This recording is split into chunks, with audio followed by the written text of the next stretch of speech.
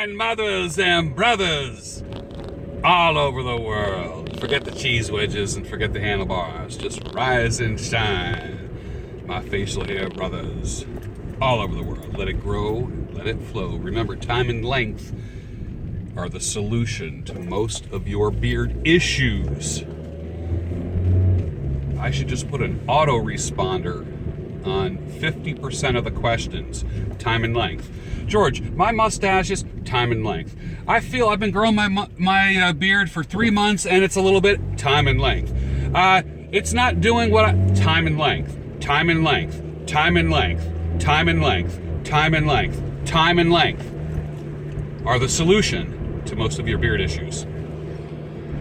Today's Rise and Shine is brought to you by Northwoods Beard Balm Oil, which I have not applied yet. Go to Northwoods Beard Company, the website to be exact. Northwoodsbeard.com. Put in the coupon code SULTAN. Love the product. Good people, man. Use them up. Use them up. Make that part of your beard care arsenal. This is energy. I love it, man. I need it. I need this bad. Northwoods Beard Company. Great product. I like it when I develop relationships with people as well, and I think they're really good people. And they have a YouTube channel that you need to subscribe to. It's beard education and product education and stuff like that. So get to know the people behind the product. That makes a huge difference.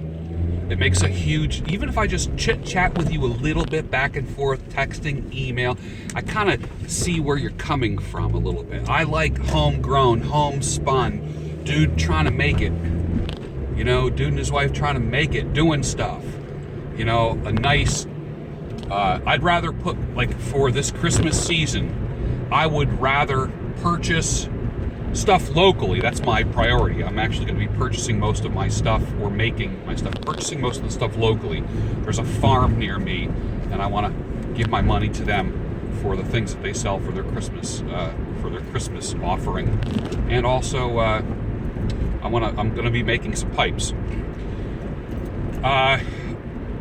Real quick, for the Rise and Shine. I got some corncob pipes, a whole bunch. This is the smokable seconds. And then yesterday, I think I made a mistake by saying this was a Morgan.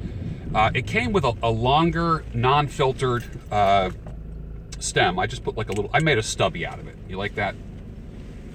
I just made a stubby. Smoked it all day yesterday, last night. Missouri Meerschaum. But you know what this is? I really think this is not a Morgan. A Morgan is a different. This is a filled. Maybe it's a filled Morgan, but this is actually a Cobbett Elf. They would put a mini church warden stem on it, so I made a mistake. I don't believe it's a Morgan. I believe it's a Cobbett Elf that they threw a long non-filtered stem on, and then I put a little stubby filter on it. So I believe that. But here's the deal. You ever hear the phrase, I'll sleep on it? Let me sleep on it. That means you're not into instant gratification. I remember one time I wanted to quit a job many, many years ago, probably 30 years ago. And I was counseled as such. Actually, it was the pastor of my church that said, write your resignation letter, seal it in an envelope, put it in your top drawer of your desk.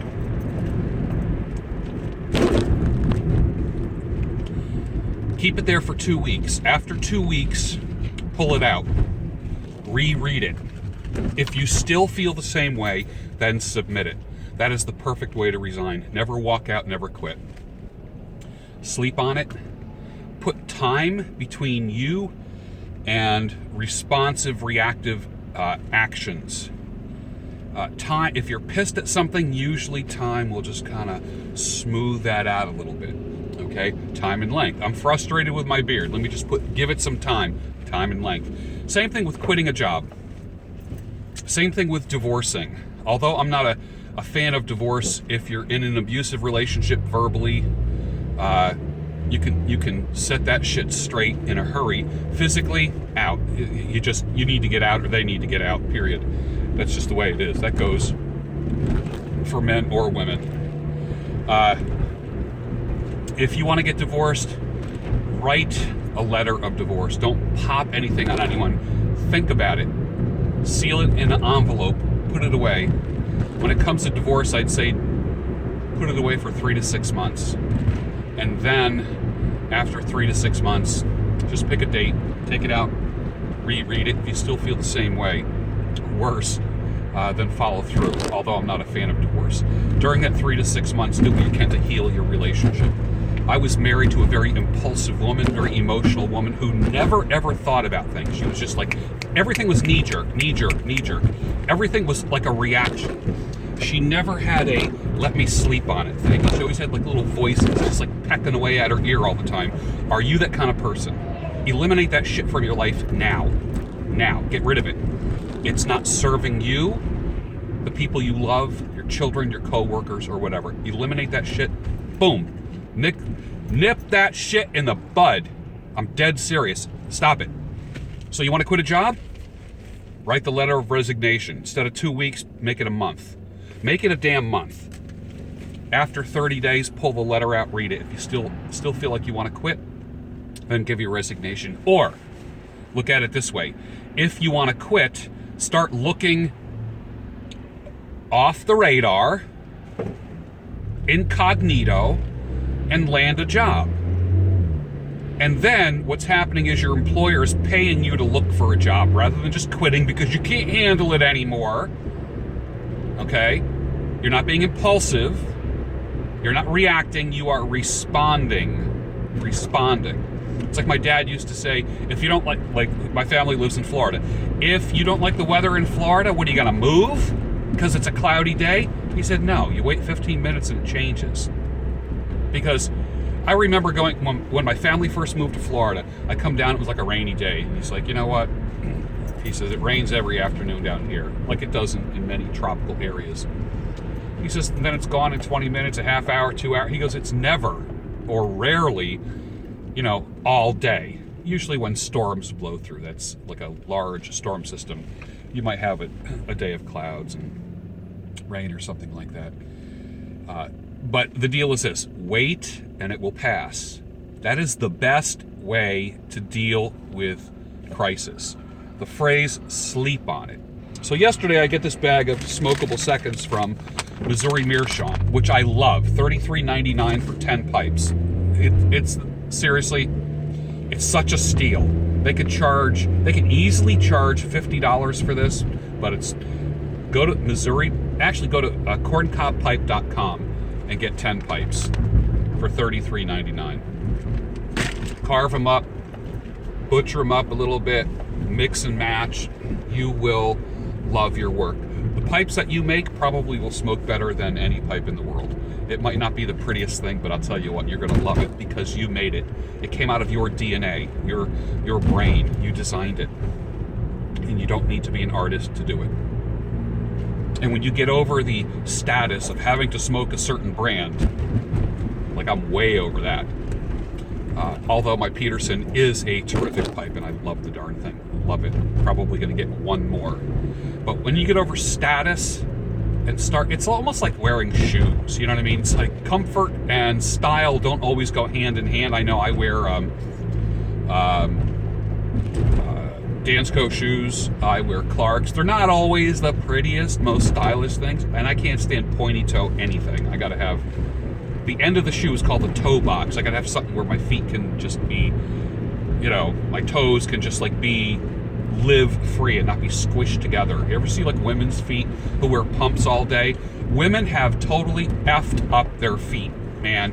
You ever look at a woman's foot, like women who wear dress shoes every day and gotta wear heels, and their feet are just like squished down, and then you look at their feet and that big toe is like wah, like it's almost like going over the other toes. It's because of societal pressure for a woman to wear heels, and women they adopt that standard for themselves because my calves look better when I'm in heels, my legs are more shapely, blah blah blah, I'm taller, you know what? When women get freed from wearing pumps and high heels, which beautiful. I mean, you know, there's women that just look great in heels.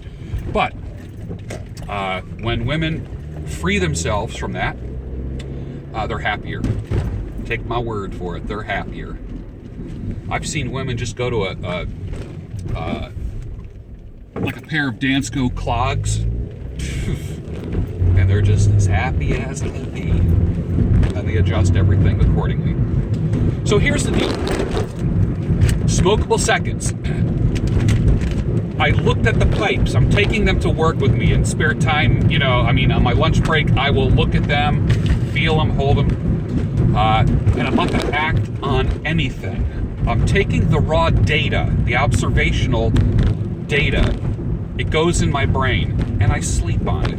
And I come up with an idea. Last night, I came up with an idea for a corncob pipe. It's not going to be revolutionary, but, you know, they say there's nothing new under the sun. It's not revolutionary, but I will tell you this. When I make this pipe, people are going to be like, damn, why didn't I think of that? Just watch me. I know Jason Dagner came up with his poker, which is wonderful. And that just came from some good old-fashioned cob foolery. Don't be afraid to dismantle shit and put it back together the way you want it, or for however is comfortable for you. You know, your beard doesn't have to look like anyone else's. It's unique. Like today, I'm kind of like looking like Aqualung, minus the snots running down my nose and the icicles clinging to my beard, and I'm not staring at girls with bad intent. But as far as the look, I'm kind of aqualunging out today, which is okay. I'm not tightening up the beard. Sometimes I just like it, you know, let it flow, let it grow, and let it flow, and I love that. And the longer it is, the less of a Marge Simpson boner beard that I have. I'm not into those boner beards that just like stick out, or the braids. Like I said, remember, like when you braid your beard, braid it under your chin, not coming out, so the braid doesn't stick out like a cheese wedge. All right, so learn to observe gravity and what it does. Honor gravity and what it does to your beard, and let gravity just make your beard beautiful. You hear me? All right. Some will get that. Some will prize that saying right there, that quote. Let gravity make your beard beautiful. The Yeared box is going to grow. I still haven't named it yet, but it's going to be badass with all kinds of cool products. A knife, a lighter, a t-shirt or two. Who knows, I might get a nice dry herb vaporizer in there. I'm going to make a pipe, one of my Cragified pipes. I haven't even designed it yet. That's going to be in there. A pipe tool. A pouch of my blended tobacco that I've made, Old Greybeard. It's an aromatic. It's a great starter. It'll be a custom stem probably from Vermont Freehand to the corncob pipe. I'm gonna stain it, shape it. It'll be interesting. But that's not the concept pipe that I'm talking about. There's a lot of concept pipes that are made in limited production, and they don't really fly. And they might cause a little woo, look at that, you know, when they first are released, but the truly good smoking pipes, like when I made that little Cragified poker out of a Missouri Meerschaum Mark Twain, which was the worst smoking pipe I've had. It gurgled, it was horrible, I hated it. It had sharp edges on the top. And it just looked crappy. So when I cut it down, put a briar shank on it and a little stubby saddle bit, son of a gun, it's the best smoking pipe. It's unbelievable. So don't be afraid to dismantle shit, rearrange it the way you want it according to your comfort. The same thing with your life. Same thing with your life. Don't be afraid to dismantle crap in it and rearrange it. Put the players and the pieces where you want them to be. Don't keep going. You know, the definition of insanity, everybody, well, most people know this, is doing the same thing over and over again, but expecting a different result. I heard someone say, stay out of ruts. Some can be 20 years long. Beware of ruts. Habits. It's all neurology. It's basically neural connections, the neurons, the way you do things. Your behavior is really partly genetic and partly nature and nurture. You know, behavior modification 101. Behavior that gets rewarded gets repeated. You keep rewarding yourself for the bullshit that's going on in your life, guess what's going to happen? It happens again. So keep that in mind. So what I'm doing is this, I'm sleeping on this. Take the data, whatever the data is, relationships, work, a stupid little pipe project. Take the data, keep it in your head. I was making pipes in my dreams last night. I program my head to come up with ideas and solutions. That is the way your brain is designed. Your brain is not designed to just shut you down. And that's it, for no reason. The reason why you get shut down is because your body heals. Because of your own volition, you don't heal.